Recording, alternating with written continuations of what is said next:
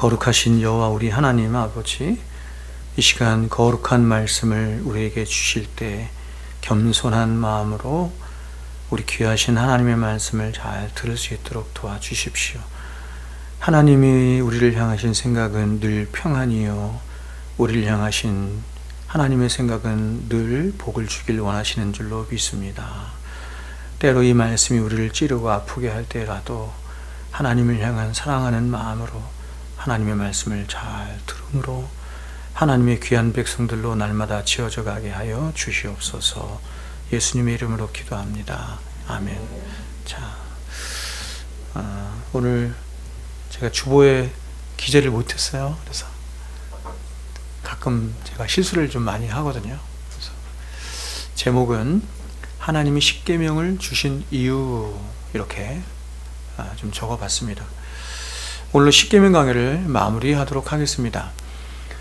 제가 1부 때는 설교를 한 3분의 2 정도밖에 못했어요. 3분의 1 정도를 못했는데 2부에는 가능하면 좀 다 마무리하는 걸로 하도록 하겠습니다. 오늘 우리가 소유리문답을 세 가지를 읽었죠. 세 가지. 그래서 이 세 가지에 대한 것들을 좀 살펴보려고 생각을 합니다. 자, 우리가 지난 시간까지 10가지 계명들을 다 살펴봤어요. 이 10가지 계명들의 내용은 다음과 같은 것이었습니다. 십계명은 두 가지로 이루어졌죠. 하나님에 대한 계명과 이웃에 대한 계명, 하나님에 대한 윤리와 이웃에 대한 윤리, 이렇게 말할 수 있어요. 먼저 1계명부터 4계명까지는 하나님에 대한 계명이고 5계명부터 10계명까지가 이웃에 대한 계명인데, 자, 먼저 1계명은 이것입니다. 예배의 대상에 대한 계명입니다. 여러분, 하나님과 우리와의 관계를 말하는 가장 핵심적인 말이 뭐냐면, 하나님과 우리의 관계를 이렇게 말해요. 예배적 관계, 이렇게 말을 해요. 우리끼리는 예배적 관계가 아니잖아요. 그렇죠? 우리는 예배적 관계가 아니야. 그리고 우리는 이상의 그 어떤 대상을 향해서도 예배적 관계라고 하는 것은 창조주 하나님과 피조물 사이에 갖는 관계, 이렇게 말하는 것이에요. 근데 창조주 하나님은 하나님밖에 없잖아요. 그래서 하나님밖에 없기 때문에 하나님께서는 이렇게 말씀한 거예요. 너는 나 외에는 다른 신들을 내게 두지 말라. 이렇게 말씀. 너무 정당하죠. 그분만 하나님이시기 때문에 그 하나님만, 우리의, 저와 여러분의 유일한 예배의 대상은 하나님 한 분이십니다. 이게 1계명이고, 제2계명은 뭐냐면 예배적 관계에서 두 번째 뭐냐면 예배의 바른 방법입니다. 하나님을 섬기고 하나님을 예배하되 하나님이 정해주신 방법대로 예배하라 라는 것입니다. 자, 제가 이 두 번째 계명을 여러분들에게 설명하면서 설교할 때, 오늘날 너무나 많은 사람들이 하나님을 어떻게 예배해요? 자기 마음대로 예배합니다. 자기 마음대로 예배하는데, 그렇게 예배하는 것을 예배라고 하지 않아요.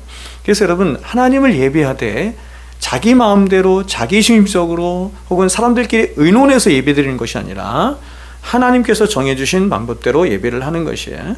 그래서 여러분, 종교개혁 당시에도 이것이 이제 두 가지가 있었는데, 하나는 뭐냐면 루터가 얘기한 건데, 이게 루터와 칼빈이 약간 충돌을 한 건데, 이런 것입니다. 우리는 칼빈을 따르죠. 루터는 이렇게 말했습니다. 하나님을 예배하되 성경이 금하는 것 외에는 우리는 어떠한 방식으로도 하나님을 예배할 수 있다. 이게 이제 루터의 방법이에요. 그러나 칼빈은 그렇게 말하지 않고 이렇게 얘기했어요. 하나님이 하라고 하는 데까지만 나아간다. 하나님이 하라는 데까지만 한다. 이것이죠. 근데 여러분, 지금 이 계명에 의하면 칼빈의 말이 훨씬 더 옳죠?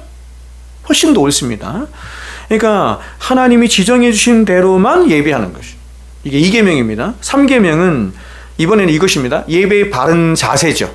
하나님 앞에 예배를 하되 하나님을 향한 바른 자세와 태도로 예배하라, 이것입니다.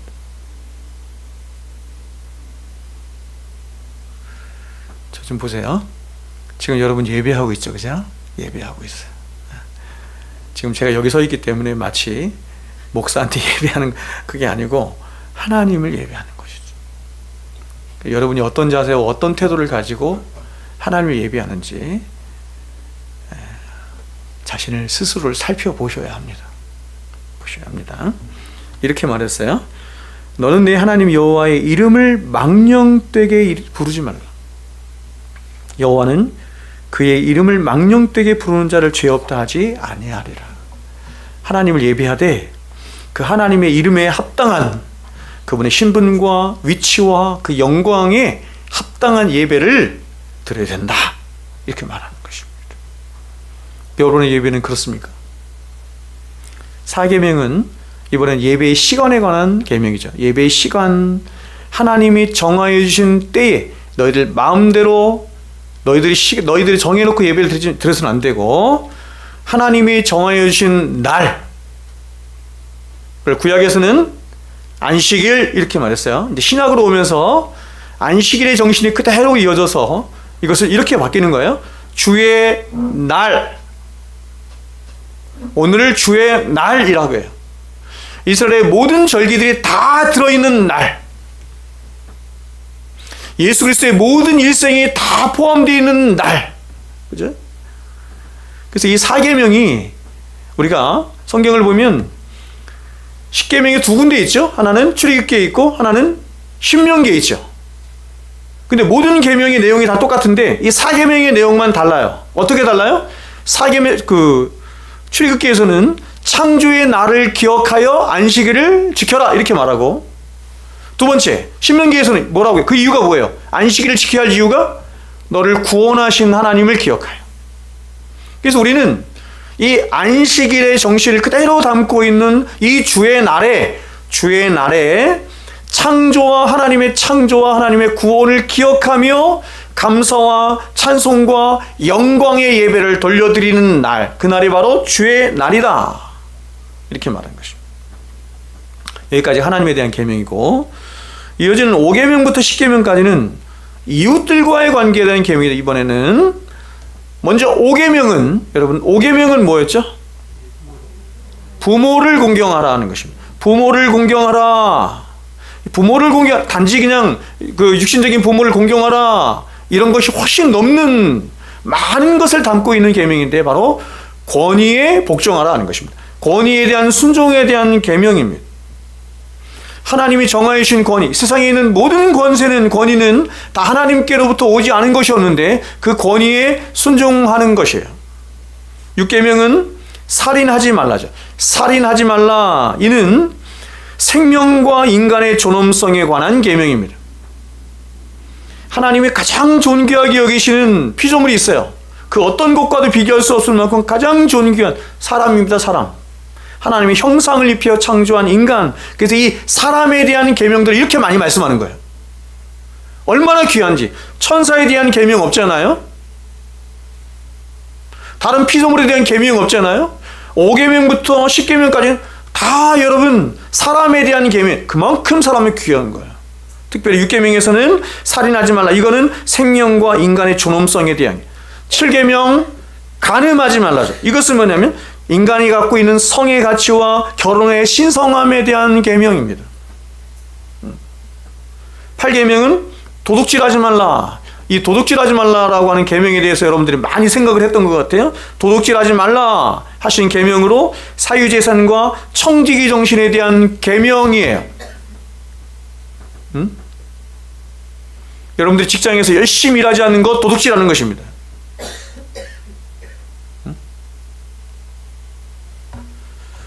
하나님의 것을, 나에게 주신 하나님의 것을 나의 것이라 여기는 그 자체가 도적질이에요.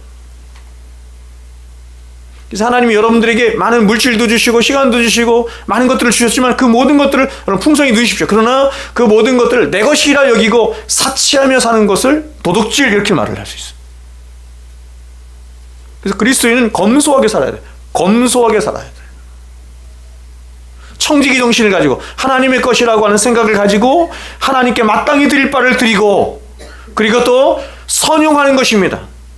약하고 부족한 이웃들을 향해서 선용하며 사는 것입니다. 칼빈이 말했어요. 그걸 하나님이 보신다고 그랬어요. 가진 자들이 그걸 보신다고 말했어요. 청지기 정신을 가지고 그렇게 하는지. 9계명은 이웃에게 거짓 증거하지 말라 하신 계명으로 진실한 말이죠. 진실한 말과 정직에 관한 계명입니다.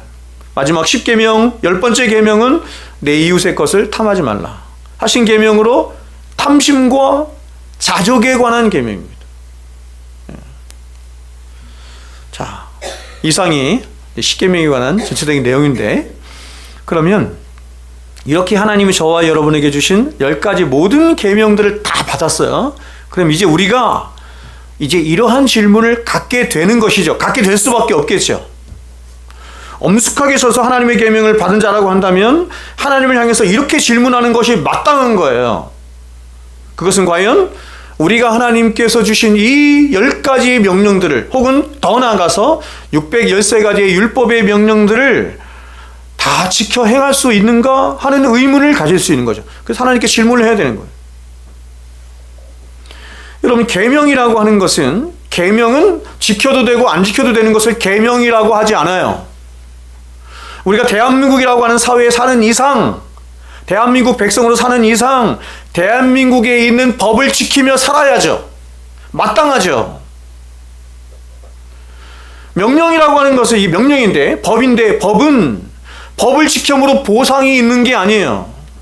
그래서 십계명도 보상을 말하지 않아요. 오직 한 가지만, 그렇죠? 부모 공경에 대한 계명만 장소에 대한 이 보상을 주시죠. 그만큼 어려운 거예요. 자, 그렇다면 하나님이 당신의 백성된 저와 여러분을 향해서 이 10가지 계명을 주셨어요. 10가지 계명을 주셨다고 한다면 그것은 이 10가지 계명들을 마땅히 우리가 지켜 행하라고 하나님이 주신 거죠? 그렇다면, 그리고 그것이 하나님 백성들의 마땅한 바죠.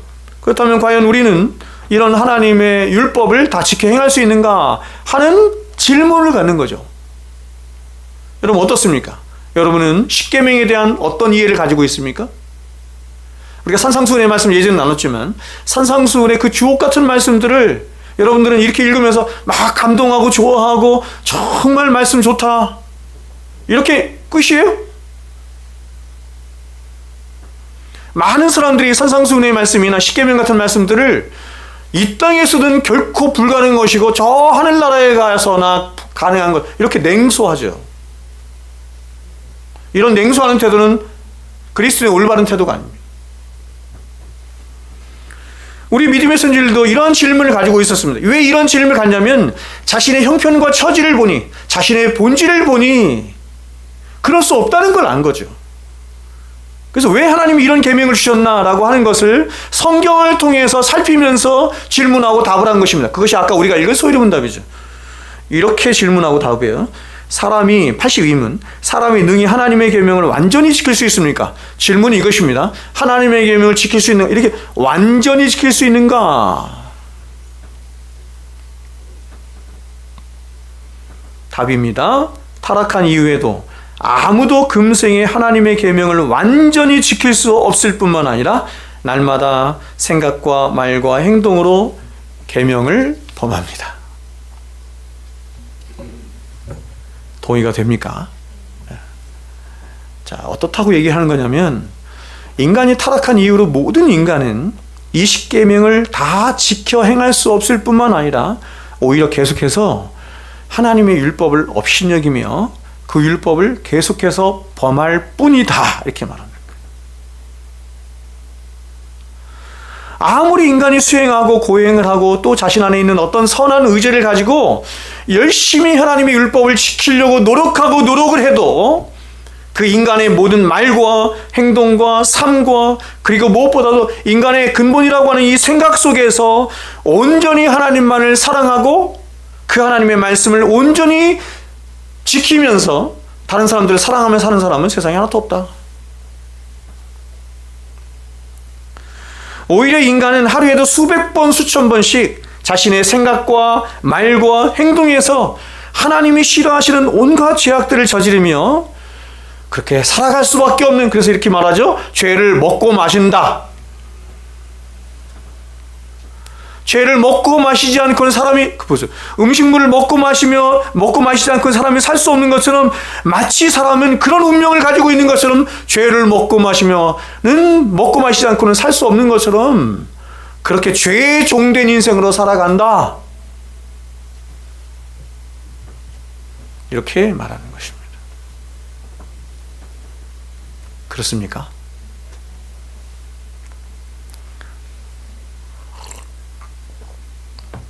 하나님 앞에서 자신의 삶과 인생에 대해서, 신앙에 대해서 고민하지 않은 사람이야 뭐 이런 생각이나 했겠어요. 그러나 하나님 앞에서 선한 양심을 가지고 고민하는 사람들은 다 그럴 것입니다. 그래서 이게 터져 나오는 거예요. 오라 나는 곤고한 자로다. 오라 나는 곤고한 자로다. 이 사망의 몸에서 누가 나를 건져내랴. 이 사망의 몸이야. 죄와 딱 달라붙어가지고. 여러분, 이 사망의 몸을 제가 이렇게 비유했어요. 히브리 사람들은 사람을 죽이면 이렇게 처벌을 했습니다. 어떻게 처벌을 했냐면, 사람을 죽인 사람과, 그쵸? 그 사람이 죽인 시체를 꽁꽁 묶어서 하나가 되게. 그래서 죽을 때까지 놔두는 거. 자기가 죽인 시체를 끝까지 바라보면서 죽어가는 것입니다. 그거를 사망의 몸, 이렇게 말하는 거예요.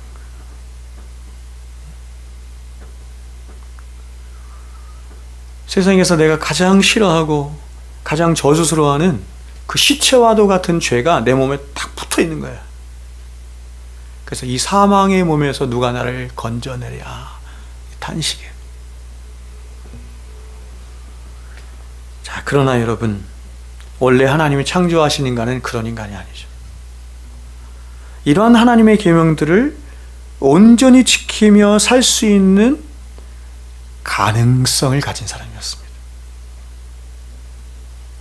최초의 인간은 무죄의 상태에서 태어났죠. 죄가 없는 상태에서. 그죠? 의로운 존재도 아니지만, 의로운 존재로 태어나지도 않았지만, 의로운 존재로 태어날 수가 없는 거예요, 인간은. 왜냐하면 의롭다라고 하는 것은 율법이 가미된 걸 말하는, 율법을 다 지켜 행하는 의가 가미된 걸 말하는 거거든요. 근데 인간이 스스로 뭔가 의를 행한 적이 없잖아요. 사람은 무지한 자로 태어나는 것입니다. 뿐만 아니라 하나님은 사람에게 하나님의 형상을 입혔어요. 형상을 입혀서 의와 거룩과 지식이 함께하는, 이 의와 거룩과 지식을 형상이라고 하는데, 의와 거룩과 지식이 입혀진, 하나님의 형상이 입혀진 자로 창조하셔서 하나님의 율법을, 하나님의 말씀을 지켜 행할 수 있는 가능성을 주신 것입니다. 그래서 죄가 들어오기 전 인간의 지성은 하나님의 말씀을, 하나님의 생각을 거울처럼 반영하고 있었고, 또 그의 정서는 하나님을 가장 기뻐했어요. 세상 어떤 것보다도 하나님 앞에 나가서 하나님과 만나고 하나님과 교통하는 것을 가장 기뻐했고, 그의 의지는 하나님의 뜻에 전적으로 순종할 수 있는 그런 상태에 있었습니다. 그래서 인간은 이러한 완전한 인격의 상태로 생명 되신 하나님과 마음껏 교통하며 참된 자유를 누렸습니다. 자유.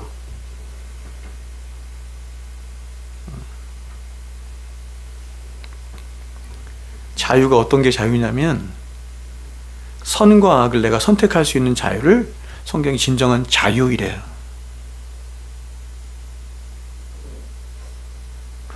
여러분, 예수 믿지 않는 세상 사람들은 선과 악을 선택할 수 있는 자유가 그들에게 있어요, 없어요? 없어요. 왜냐하면 성경이 말씀하는 선은 하나님 자신이거든요. 그들은 하나님을 선택하지 않아요. 하나님이 선이신데, 선의 본체신데 그 하나님을 선택하지 않아요. 왜요? 죄의 종이 되었기 때문에 그렇습니다. 그래서 이런 인간이 하나님을 대적하여 타락함으로 인간은 하나님의 형상을 잃어버렸어요. 하나님의 형상을 잃어버렸어요. 의와 거룩과 하나님을 아는 지식을 잃어버려서 더 이상 하나님과 교통할 수 없게 됐어요. 하나님의 형상을 잃어버린 게 그런 뜻입니다. 더 이상 하나님과 교통할 수 없어요. 하나님을 기뻐하지도 않고 하나님을 알 수도 없고 하나님의 말씀에 순종할 수도 없어요. 따라서 이런 아담 안에 있게 된 모든 인간은 이제 태어나면서부터 본질상 하나님과 원수된 자로 태어나, 본질상, 본성상 태어나는 본질 자체가 그래요. 하나님과 원수되었을 뿐만 아니라 너희 아비 마귀,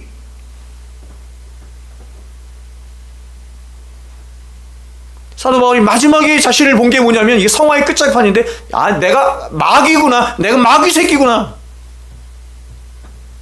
내 아버지가 마귀였구나. 그치?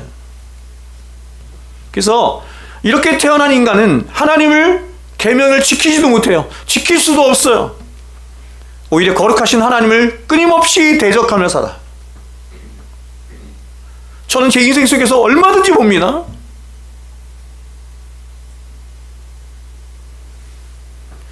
자, 여러분, 이것은 이렇게도 생각할 수 있어요. 즉, 인간이 죄를 범하였다고 하는 것은 죄를 범했어요. 근데 성경은 이렇게 말하죠. 죄의 싹은 뭐예요? 사망.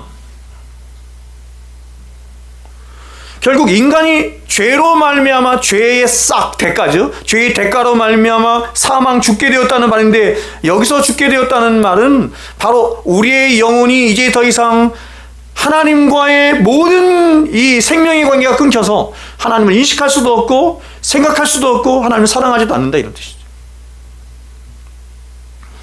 여러분, 성경이 말씀하는 인간의 죽음은 굉장히 다차원적인 의미가 있습니다.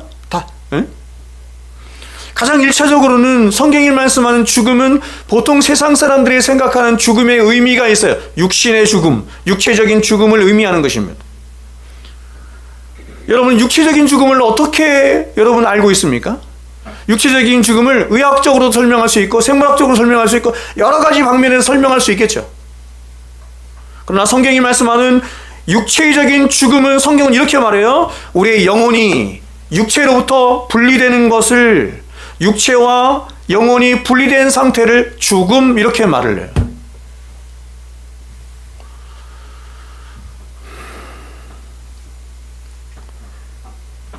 보세요. 인간의 영혼이 이렇게 육체와 이렇게 붙어 있어. 제가 지금 제 영혼과 육체가 붙어 있거든요. 여러분도 붙어 있잖아요. 이렇게 붙어 있을 때는 이렇게 살아서, 육체가 살아서 말도 해, 행동도 해, 사람들과 관계도 맺어, 활발하게 그 기능들을 발휘해, 육체적인 기능들이. 근데 영혼이 육체를 떠나는 순간, 그래서 육체가 죽음을 맞이하는 순간 우리의 몸은 죽음이라고 하는 것을 맞이해서 이 모든 기능들이 스톱 되는 거예요. 정지되는 거예요. 그거를 육신의 죽음, 이렇게 말을. 이게 성경이 말씀하는 육체적인 죽음의 의미예요. 근데 성경이 죄를 범한 인간을 향해서 무트 타무트 이렇게 말하죠. 죽고 죽으리라. 너 이 과실을 따먹는 날에는 넌 죽고 반드시 죽을 거야. 이렇게 말씀하신 것은 이러한 인간의 육체적인 죽음만을 의미하는 것이 아니라, 이런 육체적인 죽음처럼, 보세요. 이런 육체적인 죽음처럼 네 안에 있는 인간의 영혼, 너의 영혼이 죽을 거야 라고 말씀한 거예요. 보세요. 육체의 죽음이 우리의 영혼이 떠남으로, 육체와 영혼이 분리됨으로 모든 육체의 기능들이 멈추게 되죠. 그런 것처럼 우리의 영혼이 죽는다라고 하는 것은 우리의 영혼 안에서 이번에는 하나님의 신이 떠나는 것입니다. 하나님의 신, 성령이 떠나시는 거예요. 하나님의 신이 떠남으로 하나님의 형상이 깨진 우리의 영혼의 모든, 보세요, 영적인 기능이에요. 육체적인 죽음은 육신의 기능이 마비되지만, 영적인 죽음은 모든 영적인 기능이 마비되는 거예요. 정지되는 거예요. 그래서 성경은 이렇게 영적으로 죽어있는 상태를, 이런 영혼의 상태를 이렇게 표현했어요. 허물과 죄로 죽은 너희들. 여러분, 우리가 영적으로 죽게 됐어요. 그런 이유가 뭐예요? 허물과 죄입니다. 육체를 가지고 있어서 비록 겉으로는 활발하게 움직이고 생각하는 것 같지만, 그러나 그 영혼이 영적으로 죽어있는 상태에 있기 때문에, 그래서 그 영혼이 하나님을 인식을 못해. 여러분, 저와 여러분이 하나님을 인식하는 것은 육체로 말미암은 오감이 인식하는 게 아니에요. 영이신 하나님은 영적인 방법으로 영적으로 인식할 수 있는 거예요. 그래서 비록 이렇게 우리가 살아있는 것 같지만 하나님의 영이 떠난 사람은 하나님을 알 수가 없어요. 인식할 수가 없어요. 하나님이 분명히 살아계심에도 불구하고, 그 하나님이 나를 사랑하고 계심에도 불구하고 인식이 안 되는 거예요. 그리고 그 하나님을 사랑하지 않아. 하나님의 말씀에 순종할 의지도 갖지 않아.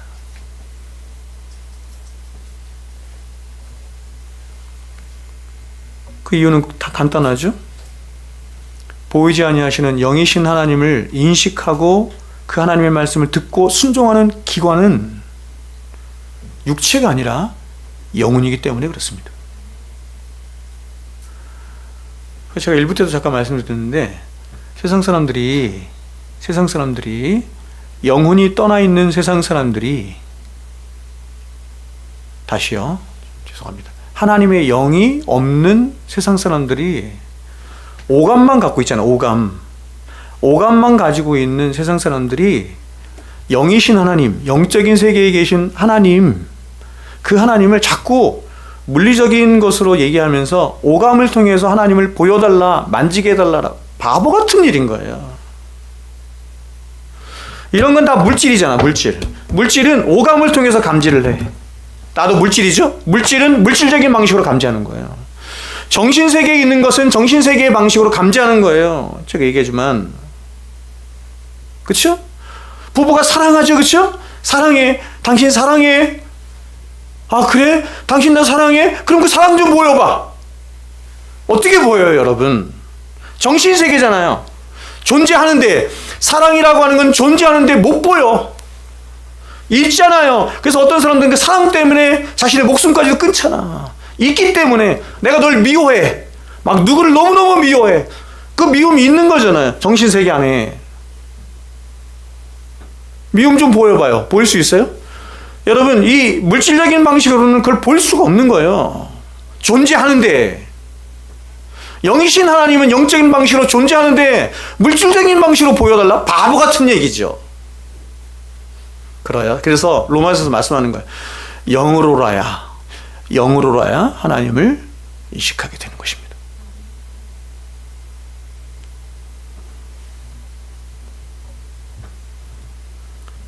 그래서 성경은 육신의 생각이 하나님과 원수가 된다, 이렇게 말씀하셨거든요.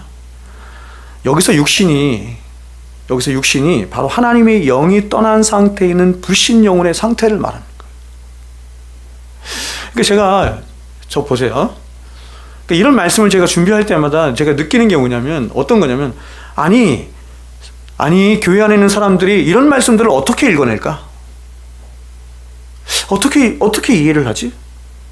육신의 생각은 하나님과 원수가 되나니, 이렇게 하면 사람들은 보통 육신 그러면 그냥 그 국어사전에 있는 육신, 이런 방식으로 이해를 할 거 아니에요. 성경의 방식이 아니라, 성경에서 말하는 육신의 방식으로, 육신의 의미로 그 육신을 의미하는 것이 아니라, 육신을 이해하지 않고 국어사전적인, 그러면 어떻게 이 말씀을 이해하냐고. 그래서 여러분이 평소에 교리를 계속해서 공부하고 교리적으로 말씀을 들어야 하는 이유가 거기 있는 거예요. 말씀을 알 수가 없어요, 여러분. 교리가 없으면, 신학이 없으면. 여러분, 여기서 육신은 아까 말씀드린 것처럼 하나님의 영이 떠나 있는 상태에 있는 불신자의 영혼을 말하는 거예요. 그래서 하나님은 이런 불신의 상태, 즉 영적으로 죽어있는 상태에 있는 모든 영혼들 중에서 창세로부터 구원받기로 예정된 일부 영혼이에요. 일부 영혼에게 물과 성령으로 거듭나게 하시는 일을 해. 그걸 뭐라 그래? 중생이라고 한다고. 그래서 우리는 기다려야 돼. 강요하는 것이 아니라 기도하면서 기다리는 거예요.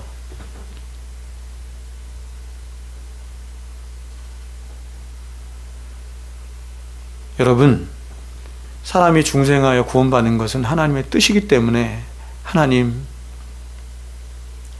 내가 사랑하는 누구, 내가 사랑하는 내 자녀, 내 부모, 형제 등등등 구원받게 해주세요. 너무 정당하고 하나님이 기뻐하시는 것.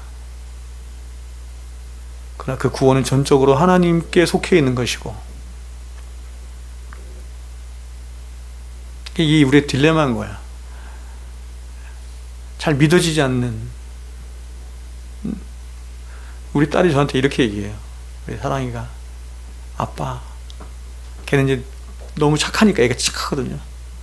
그래서 막 이게 아빠의 말에 잘 순종하고 잘 따르고, 그리고 평생 이제 목회자 아빠를 두어서 살았기 때문에 교회를 열심히 다니죠.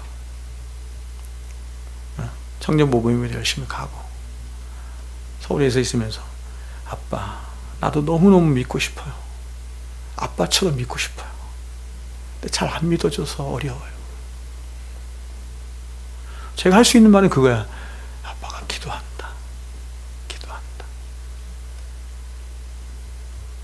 최근에 제가 그저께 지난번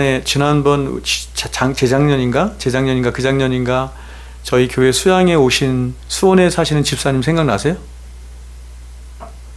생각나죠? 그렇죠? 그 집사님하고 통화를 했는데 그 집사님이 너무 기쁜 소식을 저에게 들려주시면서 이렇게 하시더라고요. 그 집에 이제 딸이 하나 있는데 아들 셋, 딸 둘, 아니야. 아들 셋, 딸 하나 이렇죠. 사남매 이런데 그 셋째 아이가 천재였잖아요. 천재 중에 천재였거든요. 근데 걔가 죽었잖아요. 근데 그 아이들 중에서 또 천재와 같은 아이가 또 있었어. 그 아이가 누구냐면 둘째 아이였어요. 여자아이.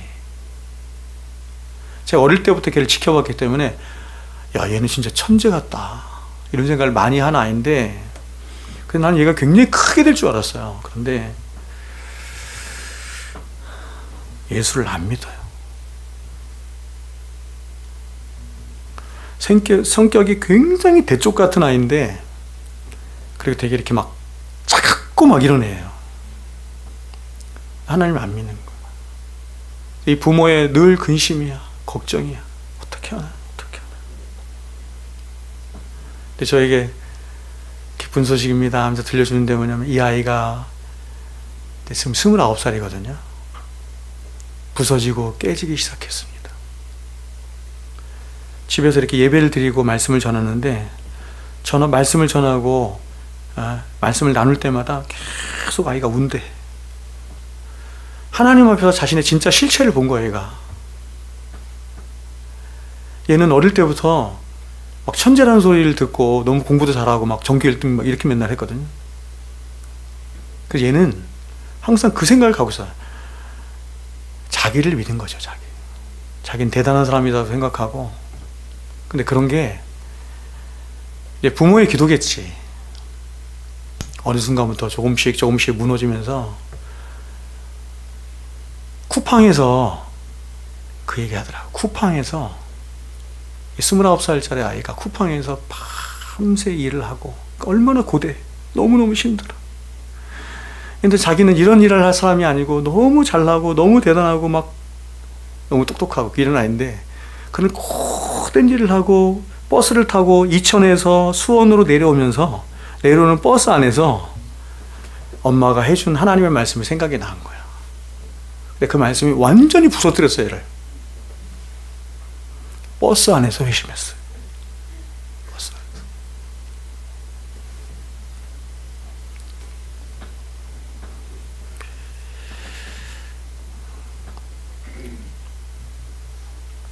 포도 얹기 비유처럼 저도 그렇게 믿거든요. 하나님이 우리를 부르시는 때가 있어. 그래서 그것을 위해서 절대로 냉소하거나 포기하지 말고 눈물을 흘리면서 기도해야 돼. 자녀들을 위해서 기도해야 돼.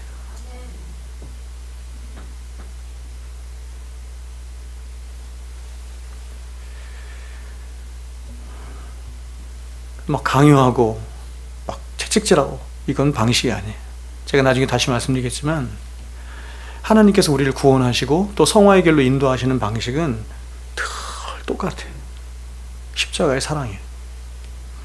우리를 율법으로 후려치고 때리고 우리의 무릎을 꺾어서 강제적으로 하나님 앞에 복종시키는 것이 아니라 끊임없는 십자가의 사랑을 보여줘서 인격적인 설복을 계속 가도록 하시는 거예요. 근데 그 하나님의 그림자가, 예수의 그림자가 부모된 저와 여러분이기 때문에 우리도 자녀들을 위해서 얼마나 기다리고 참아야 하겠습니까?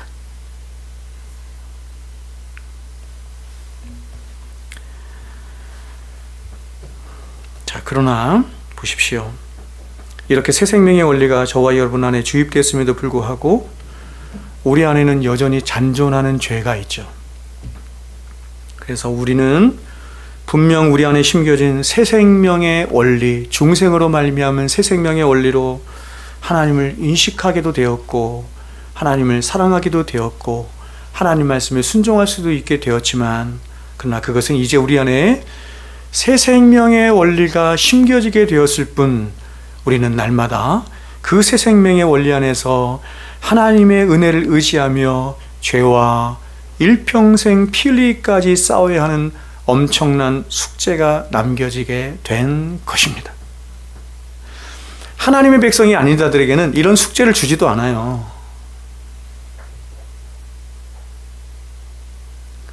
여러분에게 이런 숙제가 있다고 생각이 들어요? 숙제. 여러분, 이걸 은혜라고 느껴져요? 아니면 이거 그야말로 고통이라고 느낍니까?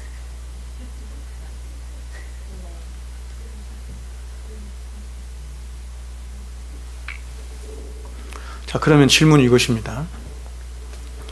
그러면 우리는 언제 하나님을 완벽하게 인식하고 또 사랑하며 더 나아가서 하나님 말씀에 완전하게 순종할 수 있는가? 십계명의 말씀이 우리 안에서 완전히 이루어지는 때는 언제인가 하는 것입니다. 언제예요? 언제입니까?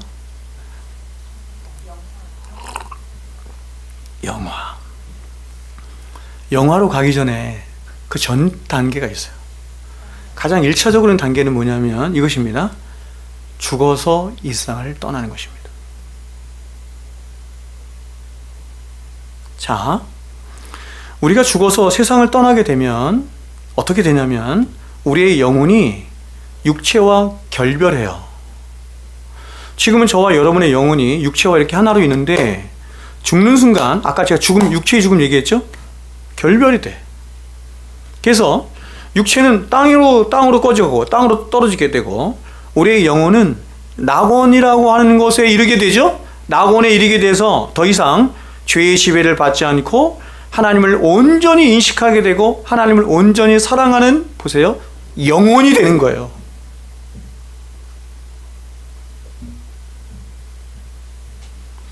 예수님이 자신과 함께 십자가에 못 박힌 강도를 향해서 뭐라고 얘기했어요? 내가 오늘 나와 함께 어디에 이르리라? 낙원에 이르리라. 죽으면 바로 낙원 가는 거야. 낙원. 천국 아니고 낙원 가는 거.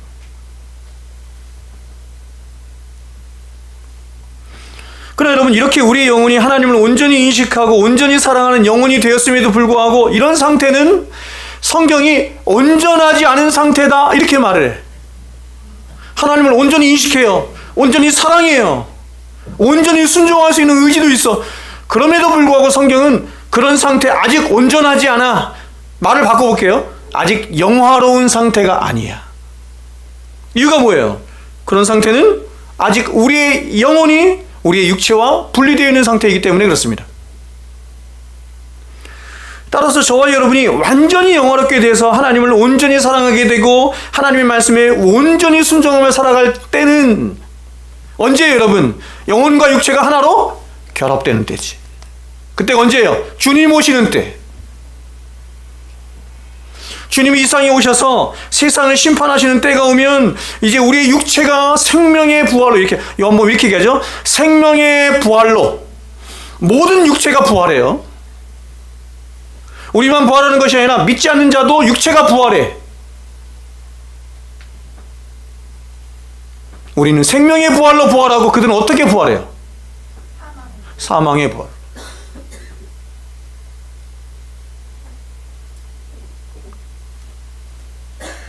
그래서 우리의 영혼과 육체가 하나가 돼서 이제는 어디로 가요? 낙원이 아닌 어디로 가요? 하나님 계신 천국으로 가는 거예요.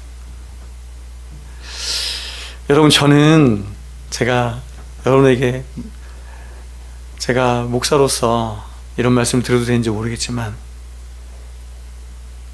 저는 어떤 때는요, 이런 말씀을 제가 이렇게 생각하고 묵상할 때 어떤 생각이 드는 줄 아세요? 참 만화 같은 이야기다.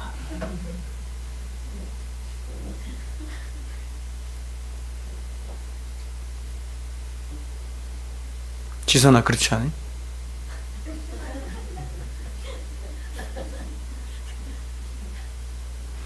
아니, 세상에 어떤 공상과학 영화 중에서도 이거보다 더 만화 같은 이야기가 어디 있어요?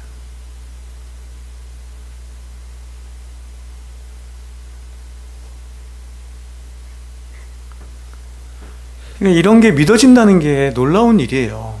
이런 게 믿어져 여기 앉아있는 여러분이 놀랍고 신비스러운 사람들인 거예요. 사람의 본성 안에서는 이걸 믿을 수가 없어요. 사람이 뭔가 본질적으로 변화가 있지 않고는 영적인 사람으로, 그래서 하나님의 영이 들어와서 그 영적인 세계를 인식하게 하는 그런 중생의 역사가 있지 않다고 한다면 불가능한 것입니다. 어떻게 믿어요? 저는 여러분 믿거든요. 믿는 게 어떻게 믿냐면, 제가 믿는 게 아니라 믿어지는 거예요. 믿어지니까 믿는 거예요. 근데 제가 정신을 딱 차려가지고 이성적으로 생각하면, 야, 이거 만화 같은 얘기인데? 이런 생각합니다. 여러분, 우리가 어떻게 영화롭게 되는지 한번 볼까요? 고린도서 15장에 제가 한번 읽어드릴게요. 이렇게 얘기해요. 참, 얼마나 위로가 되는 말씀인지. 이렇게만. 죽은 자의 부활도 그와 같으니 썩을 것으로 심고 썩지 아니할 것으로 다시 살아나며. 사람은 점점 썩어가.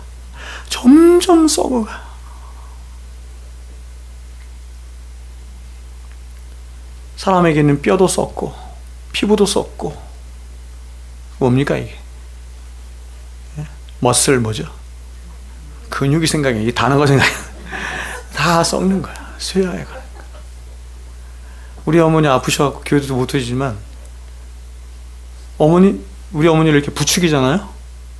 잘 못 걸어요. 부축이면은 그 부축인 데가 이렇게 시퍼렇게 멍들어요. 조금만 세게 만지면 피멍. 온몸이 다 쪼그라들고 온몸이 다 이 수분이 다 빠지는 거예요. 썩을 것으로 심고, 그러나 썩을 것으로 죽는다, 이런 뜻이에요. 썩을 것으로 심고 그러나 썩지 아니할 것으로 다시 살아나며. 욕된 것으로 심고 영광스러운 것으로 다시 살아나며. 욕된 것이란 맨날 죄죠. 육신의 생각, 육신으로 생각하고 도모하는 모든 것들이 어때요? 다 죄야. 근데 영광스러운 것으로 다시 살아나. 약한 것으로 심고 강한 것으로 다시 살아나며. 점점 약해지죠. 예? 예레미야에서 말하는 거야. 야, 너희 건강과 강함을 자랑하지 마라. 여러분 믿지 않을지 모르겠지만, 예? 제가 고등학교 때 100m 11초 8 뛰었던 사람입니다. 별로 안 놀래네. 저보다 빨라는 사람 있어요? 제가 서울시대 육상대 2번 나왔어요. 400m 꼴찌했지만. 67회 전국체육대회, 제가 여의도 여의도 구간 송화봉송 주자였습니다.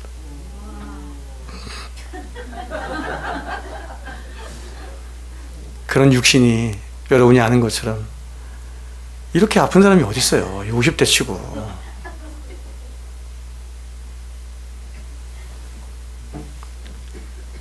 다시 강한 것으로 다시 살아나며.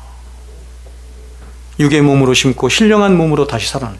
육의 몸으로 심고 다시 신령한, 이 신령한 몸은 앞에 있는 것을, 모든 것을 다 종합해서 말합니다. 신령한 몸으로 살아나니 육의 몸이 있은즉 또 영의 몸도 있느니라. 하나님의 영이 영원히 함께 하시는 영의 몸이 우리에게 있다.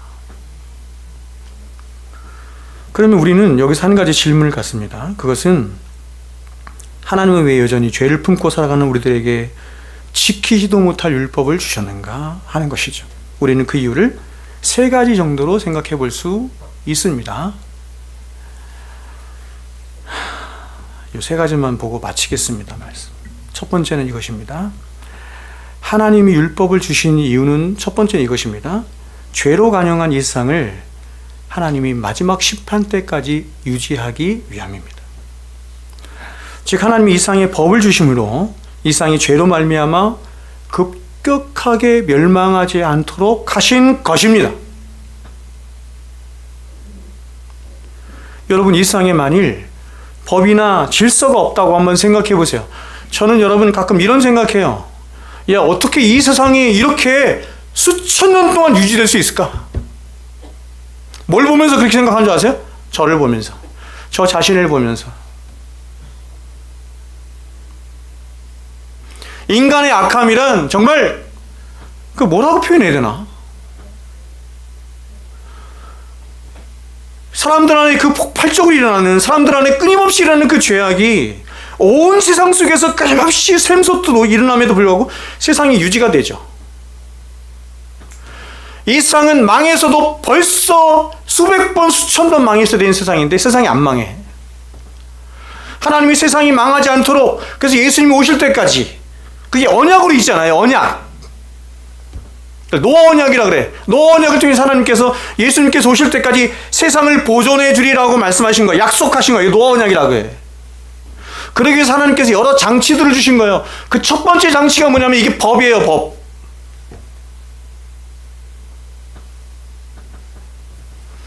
우리가 사는 이 세상에 법이 없거나 혹은 법이 무색해지는 무법천지가 되면 인간의 죄가 폭발적으로 일어나서 세상은 온갖 죄악들로 넘쳐나서 그 죄로 말미암아 세상은 폭발하는 거예요. 망하는 거예요.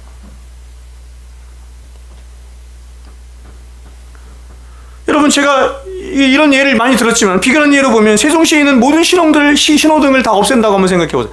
세종시에 있는 모든 신호등을 다 없애요. 그렇게 되면 어떤 일이 일어나냐면 하루에도 수없이 많은 교통사고가 일어나는, 이 법을 제가 빛에 한번 비유해서 한번 말씀드려볼게요.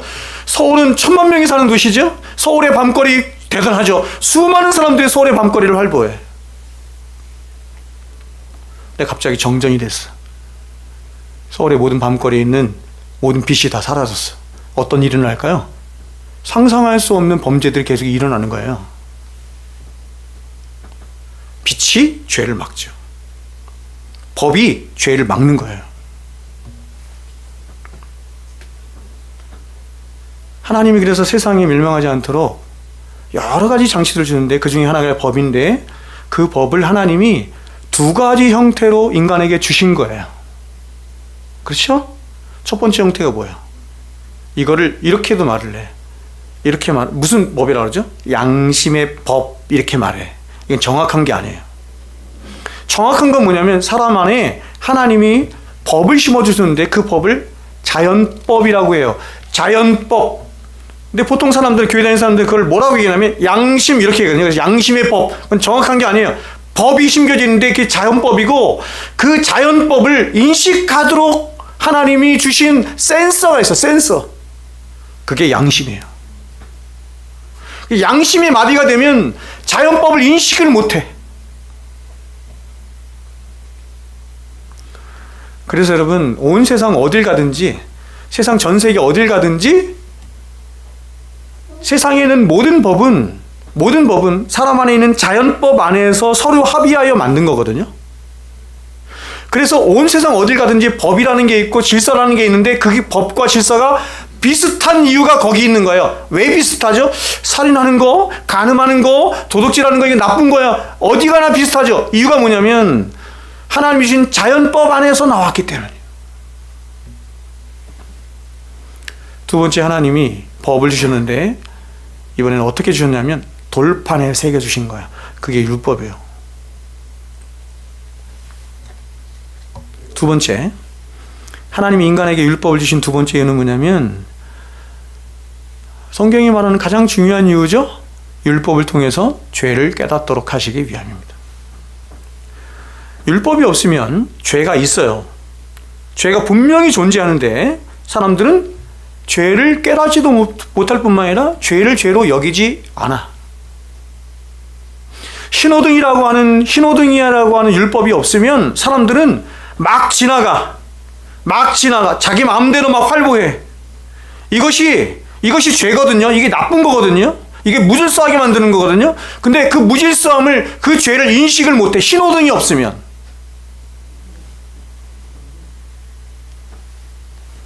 그래서 율법은 마치 거울과도 같은 것입니다. 거울은 우리의 육체의 겉모습을 비춰주죠. 뭐가 묻었는지, 어디 상처가 났는지, 어떤지.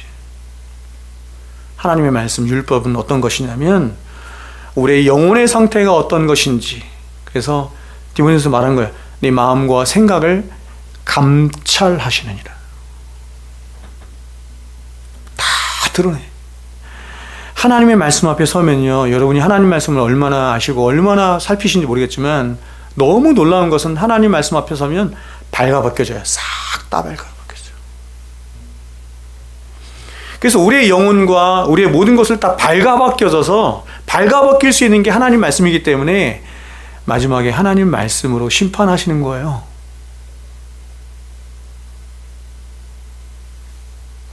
바울이 이렇게 말했죠. 로마서 7장에. 그런지 우리가 무슨 말을 하리요? 율법이 죄냐? 그럴 수 없느니라. 율법으로 말미암지 않고는 내가 죄를 알지 못하였으니, 곧 율법이 탐내지 말라 하지 아니하였다면 내가 탐심을 알지 못하였으리라. 그러나 죄가 기회를 타서 계명으로 말미암아 내 속에서 온갖 탐심을 이루었느니 율법이 없으면 죄가 죽은 것이라.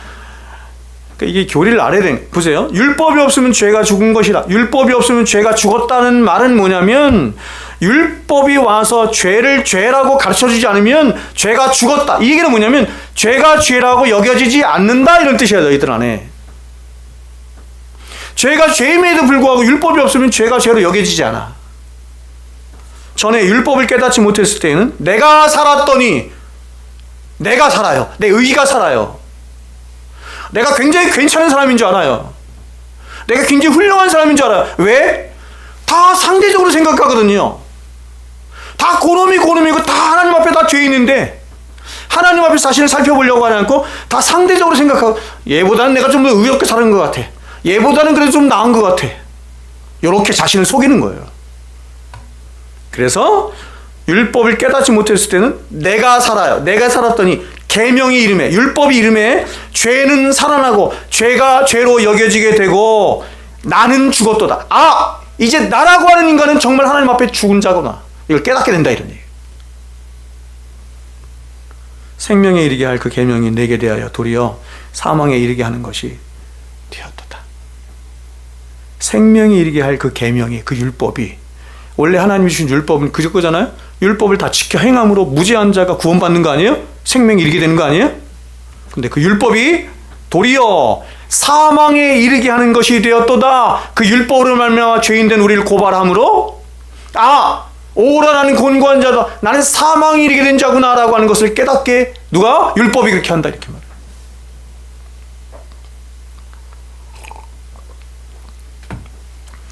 세상에 있는 모든 사람들은요 다 똑같아요. 다 죄인들이에요. 이렇게 죄인들끼리 시궁창에 있는 하면서 사람들 생각해보세요. 시궁창에 다 사람들이 시궁창에 빠져갖고 다 그 시궁창으로 물들어 있어요.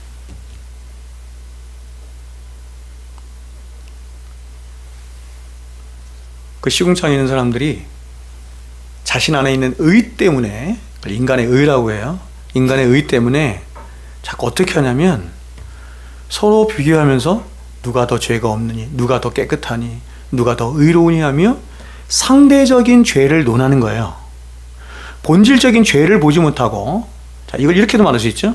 원죄, sin, 자신 안에 있는 집을 짓고 살아가는 죄를 보지 못하고, 크라임은 자범죄잖아요. 이 사람은 자범죄를 많이 질 수도 있고 적게 질 수도 있죠. 그걸 보면서 누가 더 의로우니, 누가 더 잘났느니 하면 상대적인 논의를 하고, 상대적인 그 의논을 하는 이상, 그 의를 논하는 이상, 인간들은 자신이 얼마나 오염되고 부패한 것인지, 즉 자신의 진짜 실체를 보는 데는 사람들은 실패할 수밖에 없는 것입니다. 이 세상의 모든 사람들이 다 하나같이 자신을 창조하신 하나님을 멸시해. 그리고 자기 중심성 안에서 이기적인 삶을 살아요. 그렇죠, 여러분? 세상에는 모든 사람들은 하나님을 멸시해. 하나님을 하나님으로 인정하지 않아요.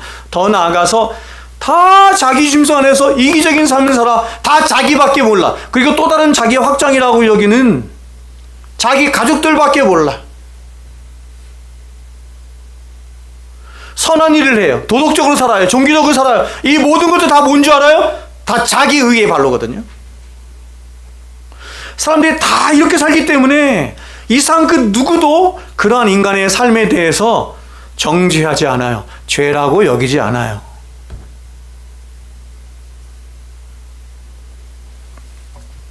그런데 이런 인간이 바로 자신을 창조하신 거룩하신 하나님 앞에 서게 될 때 비로소 자신이 어떤 존재를 깨닫게 되는 것입니다. 자신과 일차적으로 가장 무한한 격차를 지니신 하나님의 그 무한성 앞에, 창조주 하나님이죠, 말하자면.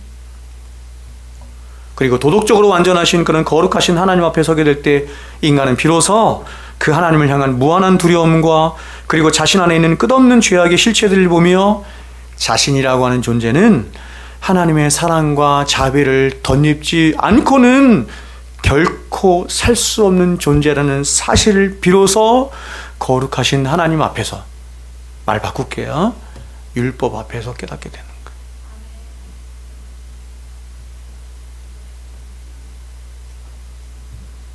그래서 사람이 구원을 받지 못하는 가장 핵심적인 죄를 예수님이 외식이라고 말한 이유가 여기 있는 거예요. 외식, 자기 기만. 진짜 자신의 실체는, 하나님 앞에서 자신의 실체는 괜찮지 않아요. 죄 덩어리. 그걸 인식하지 못하도록 하는 죄가 뭐예요? 외식입니다. 외식.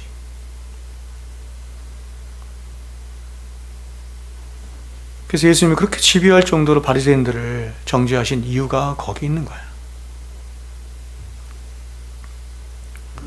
그래서 이렇게 자신의 죄인됨을 깨달은 인간은 하나님께 자신의 죄를 회개하고 용서를 구하게 되는데, 그 회개가 어떻게 이루어지는 거냐면 바로 십자가에서 자신을 위하여 못 박히신 예수 그리스도와 그 다음에 그 예수 그리스도의 공로를 온전히 의지하는 방식으로 회개가 이루어지는 거예요. 즉 율법이라고 하는 것은 결국 하나님의 성품을 말하는 것이기 때문에 인간은 이러한 율법 앞에 혹은 하나님 앞에 설 때야 비로소 자신이 죄인이라는 사실을 깨닫고 그 죄를 용서받기 위해서 누구에게로? 십자가 앞으로 나아가게 되는 것입니다. 지금 내가 거룩하신 하나님 앞에 서서 내가 죄인이라는 것은 하나님 앞에 서서 깨달은 거잖아요. 그러면 그 문제의 해결은 누구에게 있어요? 하나님께 있는 거예요. 하나님께. 근데 하나님께서 나를 의롭게 하신, 나를 구원하시는 하나님이 정하신 방법이 뭐냐 이렇게 봤더니 그게 십자가에서 당신의 독생하신 아들을 못 박은 그 십자가, 그 십자가의 공로를 의지하는 방식으로만 하나님이 그렇게 하셨다는 것을 깨닫게 되는 거죠. 그래서 바울은 이러한 율법을 갈라디아서 이렇게 말했죠. 몽학선생. 영어로는 튜터 이렇게 말했더라고요. 몽학선생. 이같이 율법이 우리를 그리스도께로 인도하는 초등교사가 되어 우리로 하여금 믿음으로 말미암아 의롭다함을 얻게 하려 함이라. 자, 마지막 한 가지만 더 보겠습니다. 1부도 똑같네. 뒤에 두 번째 소유름답, 세 번째 소유름답 했는데 이건 아예 못하고 이 세 번째만 보고 마칠게요. 율법이 보세요. 봉학선생이 돼서 우리를 예수 그리스도께로 인도하였다고 한다면, 그러면 너 율법의 기능은 이제 끝났구나. 그런 율법은 폐기! 이렇게 됩니까? 아니죠. 여러분, 율법은 영원토록 폐기가 되는 게 아니에요. 이유가 뭐죠? 율법은 왜 폐기가 될 수 없어요? 율법은 하나님 자신이잖아요. 하나님 자신의 성품이에요. 이 율법으로 말미암아 죄를, 그러니까 율법의 첫 번째 기능이 그거예요. 율법으로 말미암아 죄를 깨달은 성도는 이제 예수 그리스도의 앞에 나아가서 자신의 죄를 용서받게 되자 이제 그는 자신 안에 있는 거듭난 심령으로 말미암아서 하나님을 사랑하게 돼요. 하나님을 사랑하게 되고 그분과 같은 거룩한 삶에 이르고자 하는 열망을 갖게 돼요. 여러분이 정말 누구를 정말 사랑해 보셨습니까? 남녀가 세상에는 모든 사랑은 사실은 하나님께로부터 온 사랑이잖아요. 남녀가 뜨겁게 사랑을 해요. 그런 남녀가 뜨겁게 사랑할 때 나타난 중요한 표지가 뭐예요? 응? 강정희 주사님 눈 감아주셔서 뜨겁게 사랑하면 우리 박현희 선생님하고 너무 뜨겁게 사랑했더니 나타나는 현상이 뭐야? 어떻게 하고 싶어요? 헤어지고 싶지 않아. 헤어지고 싶지 않죠. 계속 같이 있고 싶죠. 그렇죠? 근데 이게 너무너무 사랑하게 되면 어떻게 되냐면 영원토록 같이 있고 싶어. 우리가 하나님을 사랑하게 되면 어떻게 되느냐? 영원토록 그분과 함께 하고 싶어요. 근데 영원토록 그분과 함께 하고 싶어 하는데 그 하나님을 보니 어떤 하나님이에요? 거룩하신 하나님인 거예요. 그러니까 나의 이러한 상태로는 그분께 가까이 갈 수 없고, 그래서 어떤 욕망을 갖냐면 그분을 닮고 싶고 그분처럼 거룩해지고 싶고 성결해지고 싶고. 이것은 경험 세계 안에서 굉장히 경험되는 겁니다. 왜냐하면 존 라일이 얘기했던 것처럼 죄는 기도를 죽이고 기도는 죄를 죽여. 그러니까 죄가 죽지 않고 우리 안에 계속 남아있으면 이 죄가 우리로 하여금 하나님께 나아가도록 하는 기도를 못하게 해요. 여러분 저 보세요. 여러분은 하나님과 교통하고 하나님과 사귀고 하나님을 묵상하고 하나님을 생각하고 그 하나님을 향한 열망을 갖고 하나님을 사랑해, 이런 마음들이 여러분 안에 막 일어납니까? 어떤 사람은 하나님이 굉장히 낯선 사람이 있어요. 왜 낯설게 여겨지느냐? 죄가 가로막히기 때문이에요. 다른 것 때문이 아니에요. 이사야 59장에서 말하는 것처럼 죄가 하나님과 너희 사이를 내었고, 다른 게 내는 게 아닙니다, 여러분. 왜 나는 이렇게 골방에 나가는 것이 서툴까? 왜 나는 이렇게 하나님과 친밀하지 않을까? 다 죄예요, 여러분. 다 죄. 다른 핑계 대지 마세요. 죄예요. 그래서 하나님을 향해서 하나님을 사랑하게 된 사람이 이런 물음을 갖는 거예요. 어떤 물음을 가져요? 하나님, 내가 주님을 사랑하게 되었습니다. 어떻게 나 같은 자를 위해서 당신의 독생하신 아들까지 십자가에 내어주신 그 하나님, 너무나 존귀하신 하나님, 나의 생명보다 내가 주님을 더 사랑합니다.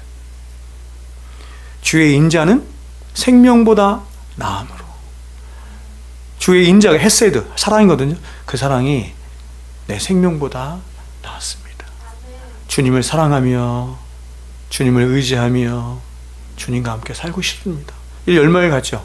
이럴 때 그런 우리의 고백을 들은 그런 열망을 하나님이 알면 그런 우리의 손을 하나님이 붙잡고 어디로 데려가요? 율법으로 데려가는 거예요. 율법으로. 하나님의 성품으로. 이렇게 하는 것이 나를 사랑하는 것이다. 그래서 요한복음에서 이렇게 가는 거죠. 나의 계명을 가지고 지키는 자라야 나를 사랑하는 자니. 주님을 사랑함이 무엇으로 나타나냐면 그 율법을 사랑함으로 주님의 말씀을 순종함이 나에게 복이고 나에게 기쁨이고, 그래서 클릭하는 거예요. 클릭.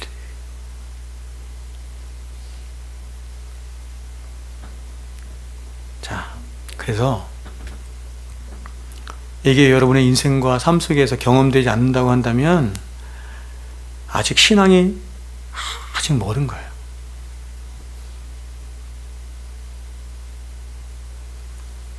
그래서 여러분, 율법이란 이렇게 말씀드릴 수 있습니다. 그것은 하나님의 백성된 자들에게, 그러니까 율법을 아무에게나 안 하죠. 하나님의 백성들에게만 얘기해요. 내가 사랑하니까 내가 사랑하는 백성들에게 이렇게 사는 것이 복이고, 이렇게 사는 것이 정말로 참되게 사는 것이고, 이렇게 사는 것이 정말로 거룩하게 사는 것이고, 이렇게 사는 것이 나와 친밀한 사랑 가운데 누리며 사는 것이고. 그래서 하나님이 우리에게 주신 것이 율법이다.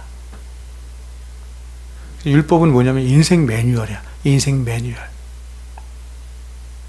사람이 어떻게 참되게 살 수 있나, 하나님 앞에서 어떻게 거룩하게 살 수 있나, 어떻게 영광스러운 삶을 살 수 있나, 복된 삶이 무엇인가, 이거를 말씀해 주는 것이 뭐냐면 그게 십계명이고 율법이다, 이런 것입니다. 바라기는 여러분, 나머지 것들은 제가 다른 시간에 좀 하도록 하겠습니다. 저 보세요. 말씀 읽겠습니다. 여러분, 십계명을 보면서 여러분 어떤 생각이 드십니까? 하나님 왜 십계명을 여러분에게 주신 것 같아요? 사랑하지 않으면 안 줘요. 당신의 백성이기 때문에 주는 거예요. 당신의 백성이기 때문에 잔소리도 하고 야단도 치고. 그래서 여러분, 모든 율법의 근본 정신이 뭐예요? 율법에 담긴 사랑이에요. 사랑으로 말씀하시는 거예요. 얘야, 나 외에는 다른 신을 너에게 두어서는 안 된다. 여러분, 그거는 우리에게 벌 주기 위함이 아니라 사랑의 마음이 들어있는 게 무슨 뜻이냐면 이런 거예요. 나는 너에게 진짜 최고의 복을 주고 싶어. 그것은 뭐냐면 나와만 함께하는 거야. 나만을 하나님으로 모시고 그렇게 살아가는 거야. 그런 하나님의 마음이 여러분 안에서 진정으로 느껴져서 십계명의 사람, 율법의 사람, 우리 이런 얘기는 들어봤잖아요. 복음의 사람, 이런 얘기 들어봤죠? 십계명의 사람, 율법의 사람들, 말씀을 기뻐하고 말씀을 즐거워하고 말씀을 사랑하는 사랑생교회 모든 성도들, 특별히 우리 자녀들이 될 수 있기를 주의 이름으로 축원드립니다. 자녀들 위해서 기도하십시오. 기도하겠습니다.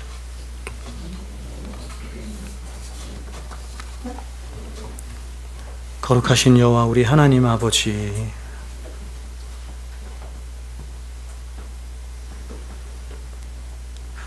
어떻게 우리 같은 자들을 만나주셔서 하나님 백성 삼아주셨는지 그 은혜가 너무나 놀라고 크옵나이다.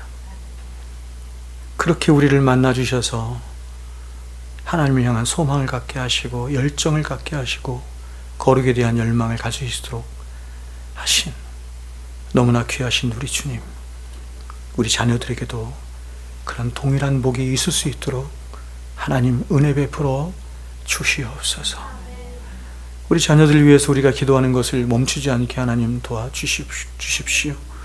하나님의 때에 하나님께서는 반드시 우리 자녀들을 만나주시고 저들을 거룩으로 인도하여 주실 줄로 믿사옵나이다. 그 모든 것에 우리가 비춰싸우니 기도하게 하시고 믿음의 본을 보이며 살아가는 하나님 백성들 되게 하여 주시옵소서.